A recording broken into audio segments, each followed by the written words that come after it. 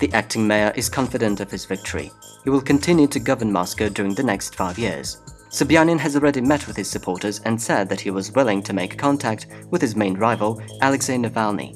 At the same time, he stressed that the opposition, after the election of the mayor, should not organize protest actions. According to Sobyanin, it is now much more important to build a constructive dialogue.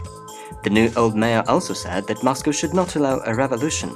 Will the supporters of Alexei Navalny listen to the winner?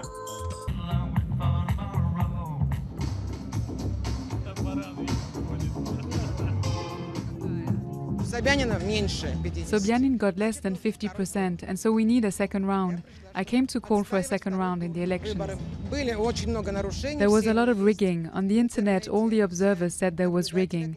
It's not honest. The elections were better than usual. Usually it's awful. Here it was better, but it still was not fair. There was a lot of rigging.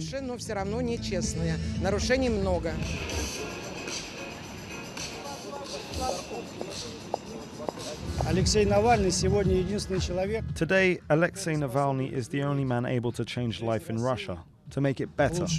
They don't give him access to federal TV channels.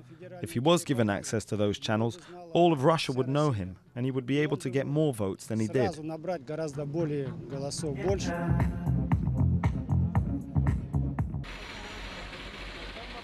For months now, the Russian capital has been getting something of a facelift. Thousands of workers have been renovating the city's roads, squares and parks as Moscow prepares for its September 8th mayoral elections. But not everyone is excited about the coming vote. I'm not going to vote this time because everything is predetermined. There are these puppets who play their parts in the show, and my voice isn't important. These elections are good. You can see for yourself that Moscow is more beautiful, especially in the center. I like it very much. But apart from the work, there is hardly any sign of campaigning, with only a few election posters and banners around. The authorities don't seem keen to even let journalists film the outside of City Hall. You're not allowed to film here. It's a very important building and it's protected. You don't have the right to film. The pro-Kremlin incumbent mayor and former Kremlin official, Sergei Sobyanin, is the overwhelming favorite to win the vote. Appointed to the post in 2010, he is known for having transformed the 12 million-strong capital, creating a series of pedestrianised streets and even a bicycle hire scheme. Perhaps his most visible achievement is the renovation of Gorky Park, formerly a rundown Soviet-era relic. His main rival is Alexei Navalny, an eloquent lawyer who gathered a huge following during political protests that began in late 2011 and who fearlessly mocks President Putin. Navalny faces jail after being convicted of embezzlement in a disputed trial last July.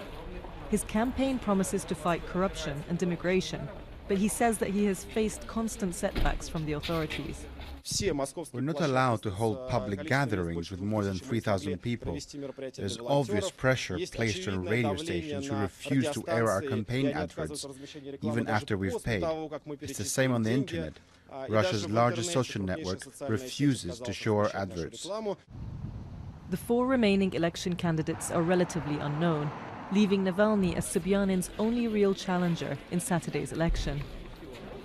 And in the meantime, Muscovites can at least enjoy the spruced-up city that the competition has spurred.